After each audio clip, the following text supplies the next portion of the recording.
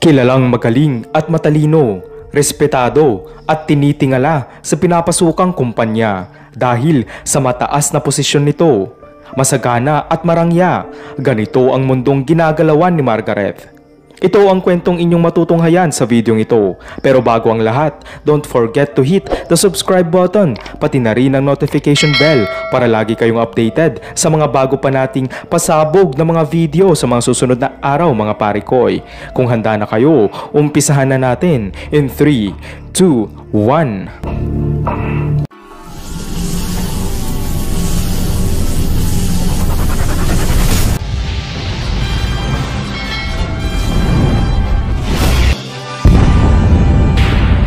Mataray at matalas ang dila, bugnutin at mahadera. Gusto niya ay siya lang ang bida at ayaw nitong matalbukan. No one can beat me and no one should be better than me.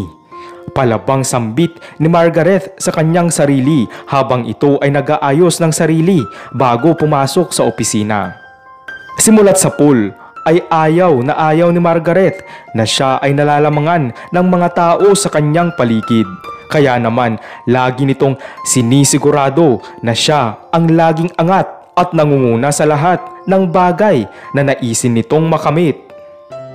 Mabilis na na-promote noon si Margaret bilang country manager. Kaya naman, ang malalaking desisyon sa kumpanya ay madalas na si Margaret ang gumagawa. Everyone, we have the biggest project ever now. Kaya gusto ko, pulido ang bawat detalye ng mga trabaho nyo. Nagkakaintindihan ba tayo? Malakas na sigaw ni Margaret sa mga empleyado. Kaya naman, puspusan at seryoso ang lahat. Nagampanan ng maayos ang kani-kanilang mga trabaho. Isang araw ay kumatok ang isang empleyado sa opisina ni Margaret at agad naman niya itong pinapasok. Good morning, ma'am. Sorry po kung naistorbo ko kayo. Meron po sana akong isasuggest tungkol sa bagong project natin. Magalang na wika ng empleyado na si Karen. Hoy, bakit? Tinatanong ko ba ang opinion mo, ha? Kung anong sinabi ko, yun ang gawin mo. Maliwanag? Mabilis at pagalit na sagot ni Margaret. Ay, sorry po ma'am. Hindi po yun ang ibig kong sabihin. Pero kasi po ma'am, nung chinek ko po, yung binigay ninyo sa akin na documents ay hindi po tugma sa mga requirements na hinihingi ng clients natin. Kaya po gumawa na lang ako ng sample revision at ipapacheck ko po sana sa inyo bago natin isend sa client. Patakot na sagot naman ni Karen. Lingid sa kaalaman ni Karen ay sinadya palang ibigay ni Margaret sa kanya ang mga dokumentong naglalaman ng mga maling impormasyon para magkamali ito sa kanyang trabaho. Get out! Pabida ka talaga ha? So sinasabi mo na mas magaling ka kaysa sa akin? I don't wanna see your face in my office. Out! Now! Pagalit na sigaw ni Margaret kay Karen. Walang nagawa ang pobreng empleyado kundi lumabas na lamang sa opisina ni Margaret. Labis ang gigil ni Margaret kay Karen dahil umpisa pa lang ay nakitaan na nito ng galing at pagpupursigi sa trabaho si Karen. Maraming beses na nitong pinahirapan sa trabaho ang kaawa-awang empleyado, ngunit sadya ngang may angking talino at galing ito, kaya naman palagi ding nagagawan ng paraan ni Karen ang lahat ng pagsasabotahe sa kanya ni Margaret. Imbis na maging proud si Margaret sa kanyang empleyado, ay iba ang naging takbo ng pag-iisip nito. Dahil dito ay mas lalo pang tumindi ang inis ni Margaret kay Karen. Hindi matanggap ni Margaret na mayroong isang empleyado na mas magaling pa kaysa sa kanya. Ang nais ni Margaret ay tanging siya lamang ang nag-iisang reyna sa kanilang opisina. Kakompetensya ang naging turing ni Margaret sa kanyang empleyado na si Karen. Kinabukasan ay dumating ang araw ng presentation nila para sa kanilang pinakamalaking kliyente. Sinigurado ni Margaret na pulido ang lahat bago dumating ang nakatakdang oras. Ngunit nang makita ni Margaret ang ginawang trabaho ni Karen ay kumulo ang kanyang dugo at naghimutok ito sa sobrang galit. Karen, you are fired! Malakas na sigaw ni Margaret. Nabalot ng gulat at labis na katahimikan ang buong opisina. Ma'am, pero bakit po ma'am? Takot na takot at lumuluhang tanong ni Karen. Kinakalaban mo talaga ako ha? Pwes, eto na ang katapusan mo. Pabida ka masyado, nagkamali ka ng binangga babae ka. Pasigaw na wika ni Margaret. Pero ma'am, ginawa ko lang po ng tama ang trabaho ko. Ma'am, wala akong masamang intensyon. Pero ma'am, hindi ko po talaga pwedeng gawin yung pinapagawa ninyo kasi po pag nagkamali ako, pangalan po ng kumpanya ang nakasalalay. Ma'am, maling dokumento po talaga yung binigay ninyo sa akin ma'am. Nanginginig sa takot na sagot naman ni Karen. Alam ni Karen sa kanyang sarili na ginawa niya kung ano ang tama at batid din niya na gumagawa lamang ng paraan si Margaret upang hanapan ito ng butas. I don't care! You are fired! Malakas na sambit ni Margaret. Ma'am, wag niyo pong gawin sa akin to. Parang awa niyo na po. Ako lang po ang inaasahan ng pamilya ko ma'am. Malinis po ang intensyon ko para sa kumpanya ma'am. Wala po akong kasalanan. Lumuluhang pagmamakaawa ni Karen. Final na ang desisyon ni Margaret kaya wala nang nagawa pa ang kawawa at walang kalaban-laban na empleyado kundi umalis na lamang sa opisina at tanggapin na lang ang malupit na sinapit nito sa kamay ng walang pusong si Margaret. Sa panahong iyon ay nagtagumpay si Margaret sa plano nitong paalisin ang napakasipag at napakagaling na empleyado ngunit tinuring niyang kakompetensya.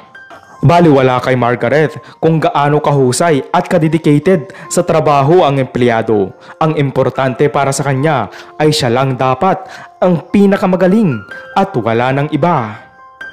Ngunit gaya nga ng kasabihan, even the best fall down sometime. Sa paglipas ng mahabang panahon ay dumating ang hindi inaasahang pangyayari na nagpaguho sa mundo ni Margaret. Unti-unting nalugi ang kumpanyang pinapasukan nito hanggang sa ito na nga ay tuluyan nang nagsara. Lubos itong nahirapan sa paghahanap ng trabaho dahil na rin sa pinanggalingan nitong mataas na posisyon at malaking sweldo nito sa nagsarang kumpanya. Dahil nga sa mataas na tingin nito sa sarili ay hindi kayang ibigay ng mga kumpanyang ina-applyan ni Margaret ang hinihingi nitong napakalaking sahod. Hanggang sa nabuhayan ng loob si Margaret nang malaman niya na hiring ang kilala at malaking kumpanya para sa posisyong nais nito. At sigurado itong mas malaki pa ang sahod dito kaya wala nang sinayang pang pagkakataon si Margaret. Maswerte namang nakapasa sa initial at panel interview si Margaret. Kinabukasan ay pinabalik ito para sa final interview sa kanya ng CEO ng inaplayan nitong kumpanya. Pinapasok na siya sa opisina ng CEO. Pagpasok ni Margaret ay tila na kuryente ito at nanigas ang kanyang buong katawan. Nabalot ng magkahalong init at lamig ang buong pagkatao ni Margaret ng oras na iyon. Oh, hi Margaret! Kamusta na? It's been a long time. Wika ng babaeng nasa loob ng opisina. Pilit na pinakalma ni Margaret ang sarili. Oh, ikaw pala. Well, I guess, nagkamali ata ako ng kwartong pinasukan. So, I think empleyado ka din pala dito. Or maybe, ikaw ang office clerk dito? Hinahanap ko ang opisina ng CEO. I have a meeting with him. Show me the way now. Mataray na sagot ni Margaret sa babae. Margaret, Margaret, Margaret. Wala ka pa ring pinagbago. Well, sa pinapakita mong ugali ngayon, I don't think i-hire ka ng CEO ng kumpanyang ito. Ayaw kasi niya ng empleyado na basura ang pag-uugali eh. Natatawang sambit ng babae sa opisina. Namumula na sa inis si Margaret sa oras na iyon. Ngunit nang ikalat ni Margaret ang kanyang paningin ay laking gulat nito nang makita ang buong pangalan ng empleyadong kanyang sinasante noon sa dati nitong opisina at nakalagay sa baba ng pangalan ay CEO.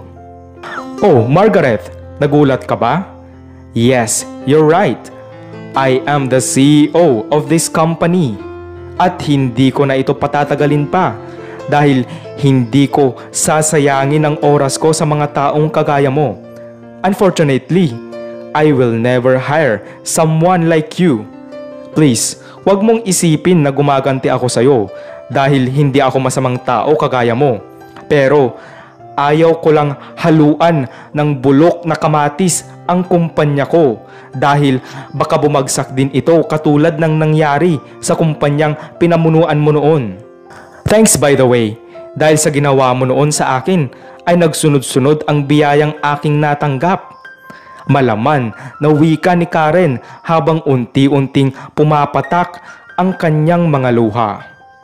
Parang nasampal ng 100 beses ang pakiramdam noon ni Margaret. Umalis si Margaret na tulala at tila wala sa sarili. Napakalaking leksyon ang umukit sa puso at isip ni Margaret dahil sa tagpong iyon. Subalit hindi nito nagawang humingi ng tawad sa kasalanang nagawa nito kay Karen. Kaya naman hindi nagkaroon ng kapayapaan ang puso at isip ni Margaret dahil sa bigat na daladala nito sa kanyang kaibuturan. Salamat muli mga pare koy. Kung nagustuhan nyo ang video ito, wag na kayong mahiya na magbigay ng isang like. At kung bago ka lang sa aking channel, don't forget to hit the subscribe button pati na rin ang notification bell para lagi kayong updated sa mga bago pa nating pasabog na mga video sa mga susunod na araw mga pare koy. Hanggang sa muli, salamat!